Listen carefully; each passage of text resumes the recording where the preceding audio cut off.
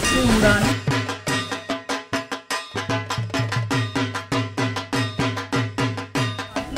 যে শিরদাঁড়া শক্ত হচ্ছে জামদানির জন্য, তার সেলিব্রেশন নিয়ে এখানে কাজ।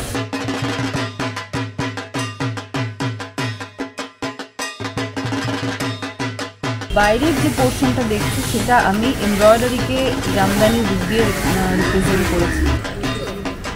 নমস্কার, বাংলা হাটে সকলকে স্বাগত।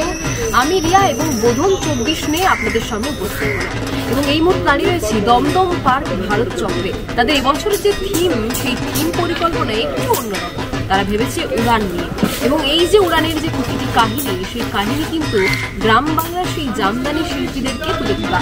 তাদের আজকের এবছরের যে থিম, সেই থিমের প্রতিটি প্যান্ডেলের যে দেওয়াল রয়েছে, সেই দেওয়ালগুলিতে জামদানি কাজ রয়েছে। এছাড়া এই যে জামদানি এবং তাঁত শিল্পীরা যে দিনের পর দিন স্বাবলম্বী হয়ে উঠছে, তা দেখানো হচ্ছে এখানকার প্রতীকী মেরুদণ্ডের মধ্য দিয়ে।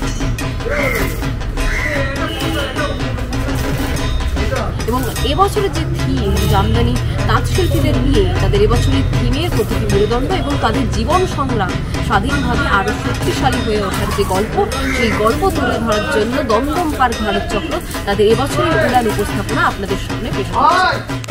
এবছরের ভাবনা হচ্ছে উড়ান। উড়ান বলতে আমি জামদানি উইভিং ক্রাফটকে নিয়ে কাজ করছি।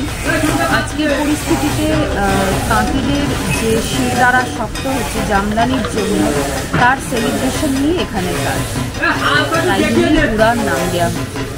এই যে কাজগুলো দেখতে পাচ্ছি জামদানি একেবারে প্লেটের উপর যে কাজ, কোথা থেকে নিয়ে আসা হয়েছে? এগুলো বানানো হয়েছে অবশ্যই বর্ধমানের একটা গ্রাম রায়না থেকে বানানো হয়েছে। এটা দুটো জায়গাতে আমি অরিজিনাল যে জামদানিটা ইউজ করছি সেটা মুস্থলি এবং বর্ধমানের ঘোড়ানাশ এলাকার তাঁতিদের নিয়ে আমার কাজটা এখানে। আর এই যে যেহেতু জামদানিকে বলা হয় উইভিং এমব্রয়ডারি, তো বাইরের যে পোর্শনটা দেখছি সেটা আমি এমব্রয়ডারিকে জামদানি দিক দিয়ে রিপ্রেজেন্ট করেছি। এটা আমি রায়না থেকে বানিয়েছি। আপনার পরিচয়? অদ্বিতীয়।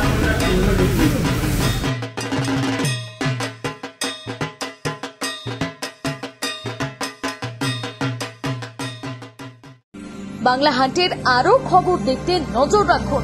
বাংলা খবর মানেই বাংলা হাট।